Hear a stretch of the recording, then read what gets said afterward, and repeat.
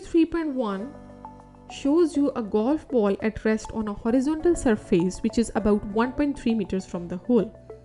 A golfer hits the ball so that it moves horizontally with an initial velocity of 1.8 meters per second, and the ball experiences a constant deceleration of about 1.2 meters per second square as it travels through the hole, and you can see this in the animation in front of you.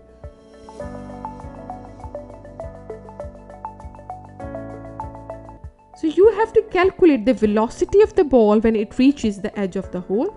For this purpose, let us see what they have given us in the question.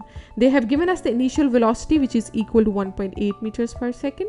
They have given us the deceleration, which is equal to 1.2 meters per second square.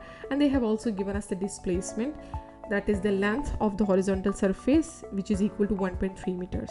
We will substitute the values in the Schubert equation. V square is equal to U square plus 2AS. And once I did so, I could find out my final value for the velocity, and hence my answer is 0.35 meters per second.